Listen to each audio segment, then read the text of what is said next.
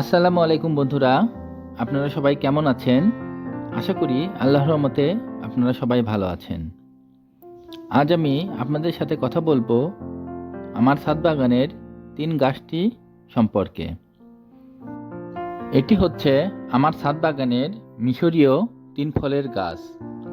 আমি এই বছর বৃক্ষ মেলা থেকে ১৫০ টাকা দিয়ে এই গাছটি সংগ্রহ করেছি। এই বছর অধিক বৃষ্টির কারণে গাছটিতে অনেক ছত্রাকের আক্রমণ হয়েছে এবং গাছটি বিভিন্ন ডাল বারবার পচেও গেছে।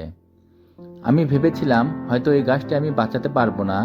তারপরে যখন দেখলাম খুব বেশি বৃষ্টি হচ্ছে, গাছটি আমি সরিয়ে রাখলাম যেন বৃষ্টির পানি না পড়ে। তারপরে বৃষ্টি ভালো হয়ে গেলে এক পর্যায়ে গাছটিতে আমার নতুন করে কুশি আসে এবং সেই নতুন কুশিতে এই আপনারা দেখতে পাচ্ছেন যে ৩ ফল ধরেছে। আমি আসলে কল্পনাও করতে পারিনি যে এই গাছটিতে ৩ ফল এবার ধরতে পারে।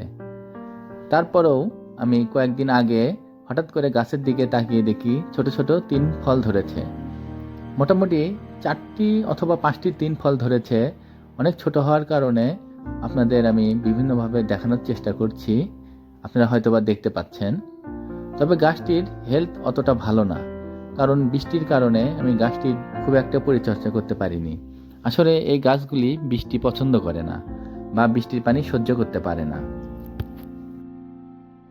আমার এর আগে ৩ ফল গাছ সম্পর্কে তেমন কোনো ধারণা ছিল না, তবে এই গাছটি লাগানোর পরে আমি মোটামুটি ধারণা পেয়ে গেছি। আশা করতেছি যে আমি এই গাছের সঠিকভাবে পরিচর্যা করতে পারবো। ইনশাল্লাহ আমি যদি সঠিকভাবে পরিচর্যা করে ভালো পরিমাণে ৩ ফল ধরাতে পারি, অবশ্যই আপনাদের মাঝে আমি আমার অভিজ্ঞতাটা শেয়ার করব। কারণ আমি চাই যে আপনারাও আমার মতো কিছু কিছু গাছ সংগ্রহ করুন এবং নিজেরাই সেই গাছগুলোর পরিচর্যা শিখুন। যেহেতু এই গাছটি একটি বিদেশি গাছ, এজন্য এর কিছু এক্সট্রা পরিচর্যা অবশ্যই করতে হবে এবং বুঝতে হবে যে এই গাছটি কোন ধরনের আবহাওয়াতে ভালো হয় এবং কোন রকম মাটি এই গাছটি পছন্দ করে। সেজন্য আপনার হয়তোবা কিছু দিন সময় লাগবে, তবে চেষ্টা করতে হবে। চেষ্টা করলে অবশ্যই আপনি আপনার গাছ থেকে ভালো মানের ফল বা ফুল পাবেনই।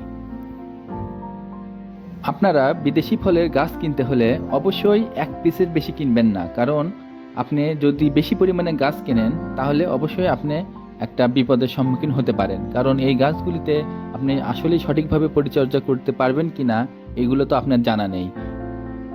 সবাই ভালো থাকবেন, দেখা হবে আবার নতুন কোনো ভিডিও নিয়ে।